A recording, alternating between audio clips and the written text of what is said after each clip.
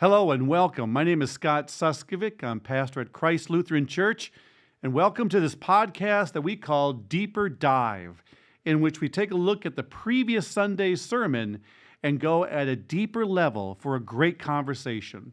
We're glad you're here.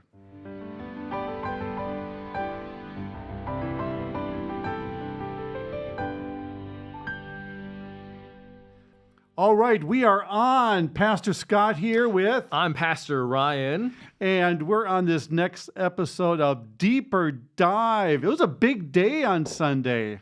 Fabulous day. We had a wonderful sermon. I'm sure you've heard that before. But if you missed it, then you missed it. There is no way that anybody's going to be able to go back and recapture that. That was one of those had-to-be-there moments in the building, experiencing the song and the sermon simultaneously. What do you mean by that? So what I mean by that is you can watch, and if you haven't, go watch it. But if you're watching it online, you're just not going to get the explosion of the song, right? There was this moment at the contemporary service where we're singing Handel's Messiah, and the congregants decided to stand up. They were so moved. Okay, you have to be there for that. You have to be in the building, and we know that that's the power of song.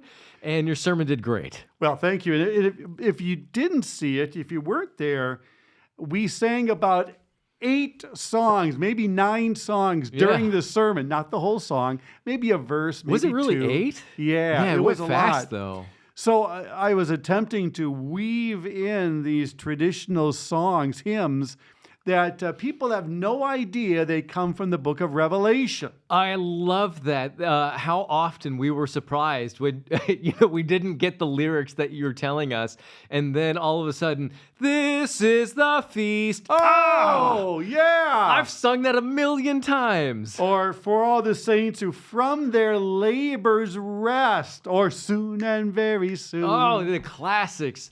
And we could have gone. You could have been there all day coming up with music from the book of Revelation. There's just, I don't know that it's infinite, but actually, clearly. I did have 3 or 4 more songs, but somehow those musicians limit us to how long we can preach. But you hit the ones that you wanted, right? Yes, You got the good ones. I'll tell you that this is the feast.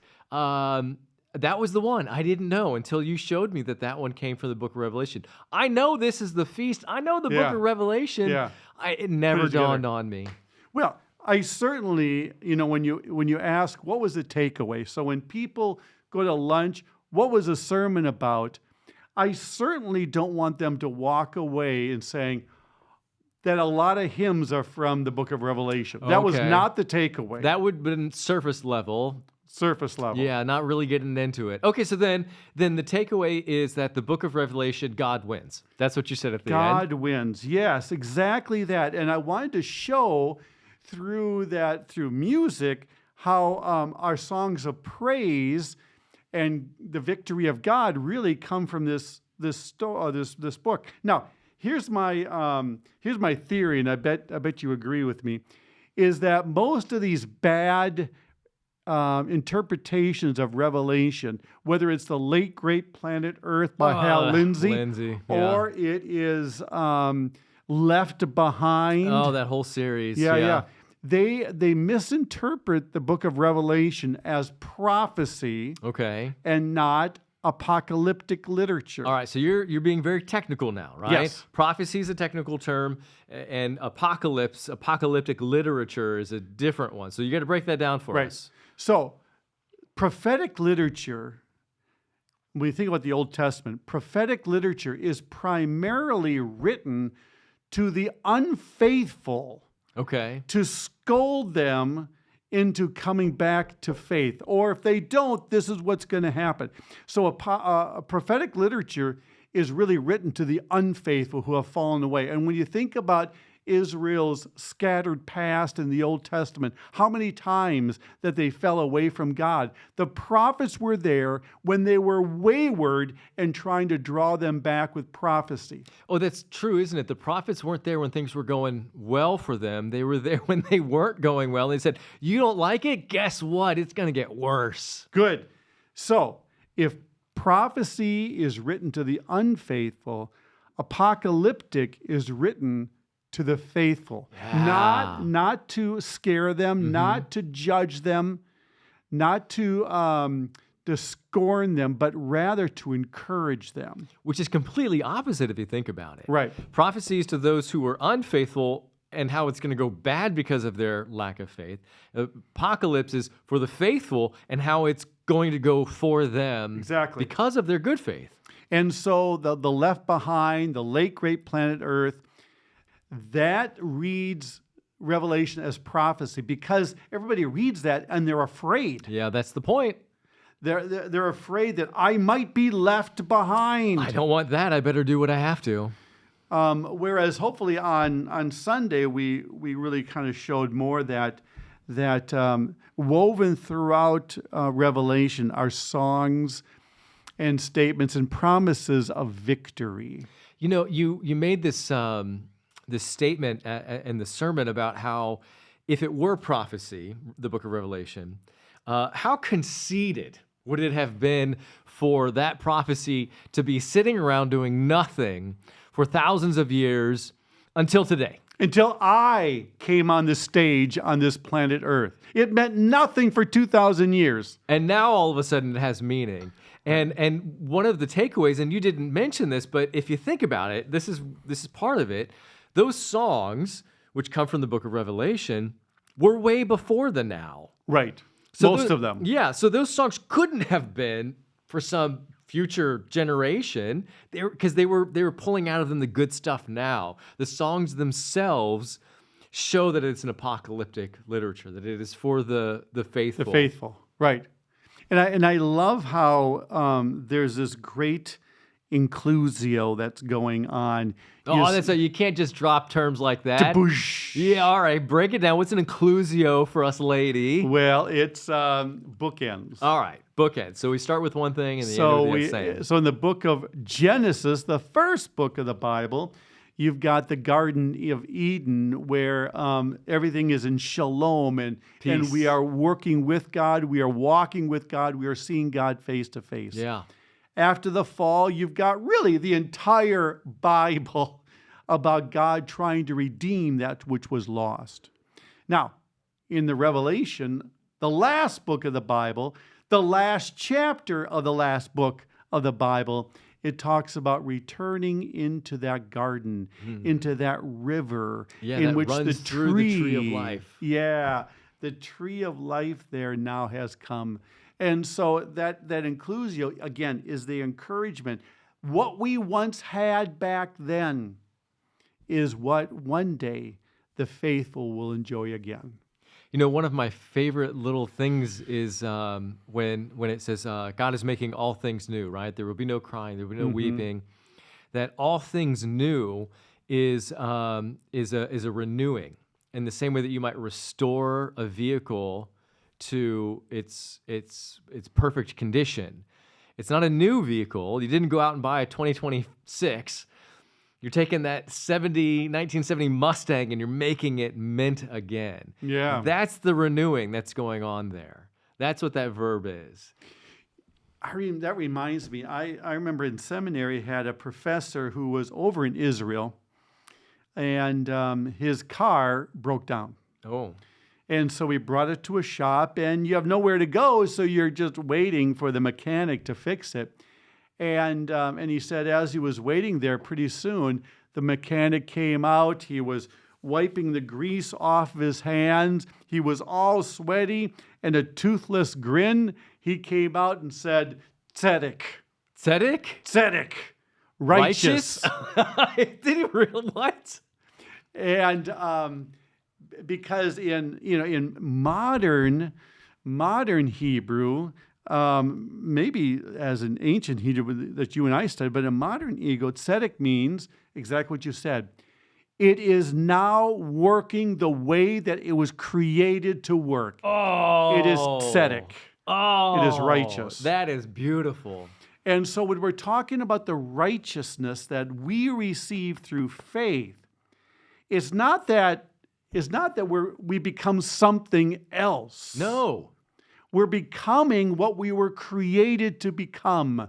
As we were always supposed to be. To reflect the very image of God. There it is. Yeah. And so we sing his praises because we know that that's the future for Right. us. Right. Now, you know the book of Revelation. A little bit. There are some scary parts in there. So how Yeah. do you reconcile our interpretation of God wins, this is about victory, go team, and yet there's some frightening things in there. The lake of fire, Yeah. the demons coming, the dragon pulling down into the pit. Oh yeah, there's the whore of Babylon and the hordes and the breaking of the seals, right? There's some Right. scary stuff. I don't. I mean, I get past that. I recognize those things, I think, as contemporary for their time. What are you getting at? Well, this is what I think I'm getting at. You remember, you got to be old enough to remember. Come on, what you got? Those old westerns in which it was clear who was the good guy and who was the bad guy. Oh yeah. The good guy wore the white hat. And he was clean shaven. Okay, was that it? He was clean shaven. And he had a light colored horse. Oh, was it the horse Yeah. even? I didn't know the horse Well, was part of the. But the bad guys, they were scruffy. Yeah, And dirty. black hat, Yeah. dirty. All right. You could tell. And so you not only cheered when the good guy won, Yeah. but you also cheered when the bad guy lost. Yeah, he got what's coming. Right. So I think, see what you think of this. I think when we hear and read about those scary parts in the book of Revelation, we're seeing the black-hatted bad guys. Huh. And so it is not horrible, it is not frightening for the good guys. It's To just us, the one he's writing to. It is saying the bad guy, the Babylonian whore, Yeah. she's going to get what she deserves. And the Yeah. crowd goes wild. Man, I love that. I've never encountered that. I've never heard anybody say that, and I think that is brilliant. I think that's what's going on. John is encouraging them that they're going to get it in the end. I love that because it doesn't deny the guy in the black hat. He exists. Doesn't deny consequence, doesn't deny hell, doesn't deny, yeah. There's a reality, you're living in it, and it might impinge upon you. The guy in the black hat might outdraw you, right? Okay, Right. but he's not going to win in the end. You know it. I mean, when you watch these John Wayne old westerns, no matter the difficulty that John Wayne is, and you just know at the end that he's gonna win. He's going to win. All right, so we'll leave that here, right? Okay. God wins, and here it is. Here it is. The best draw scene in every Western, any Western that has ever been, you ready? Oh man. Is Marty McFly in Back to the Future 2. I do my killing before breakfast. I do mine after. After breakfast. That's it. Well, thanks for joining us. Hey, this coming Sunday, a very special Sunday, it is confirmation. And the confirmants have come up with their own theme. Remember? Yeah. Oh, you asked me too quick. It's timing. God's perfect timing. There it is. Not my timing, because No. I don't get it, apparently. And we've got the kids writing stories of their own faith journey in which a person showed up at just the right time. Maybe a stranger appeared that they never saw ever again, but they were there at just the right time. Or maybe a phone call of somebody you haven't seen forever, but you were thinking about them. Boom, the phone rings. And for most of us, we can kind of push that off as dumb luck or strange coincidence. But we want them to raise up their eyes of faith to see these God winks. And they're there. And hey, if you're listening to this, let me just do this real quick. Can we do this?